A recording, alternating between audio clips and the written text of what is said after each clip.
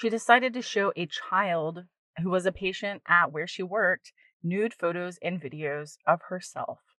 This is 25-year-old Stormy Ellison, and Stormy was a behavioral health associate at Piney Ridge Treatment Center in Fayetteville on August 14th when a report came in about Stormy.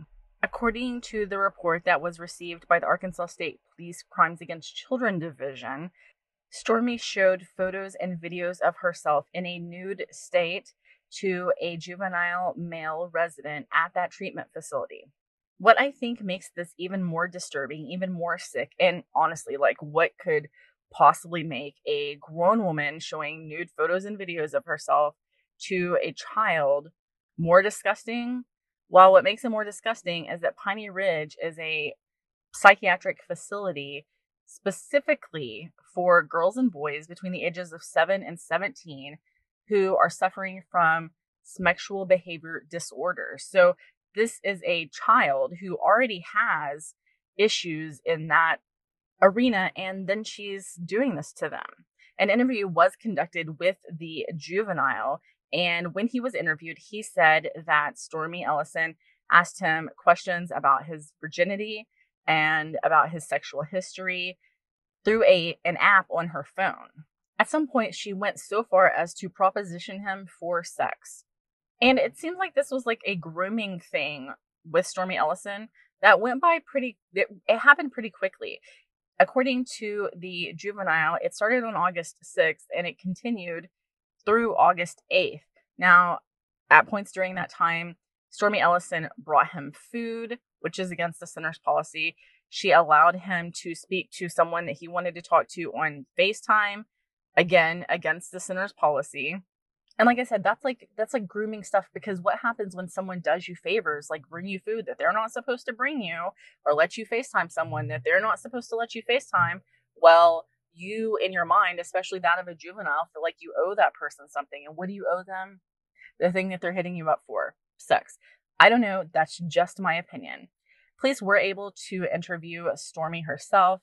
At first, she denied all of the allegations from the juvenile.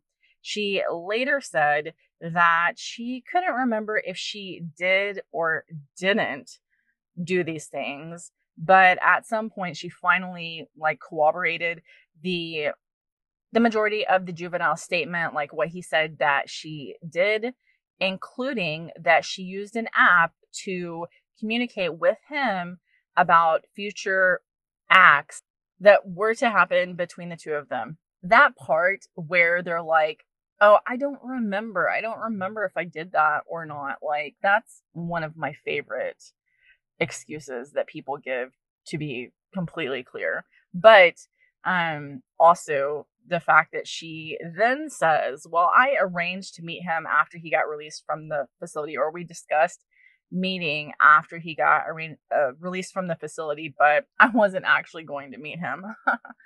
I bet you weren't. Now, inevitably, because this was a male juvenile and not a female juvenile, people will probably come in the comments and say, like, oh, that kid, that young man, that teenage boy, he knew what he was doing. Like, he asked for this woman to do this simply because he's a male juvenile, and it couldn't possibly be any other way. He couldn't possibly be a victim. But here's the thing. A, he was a juvenile. B, she was in a position of authority over him. And not only that, but she's also a mandated reporter.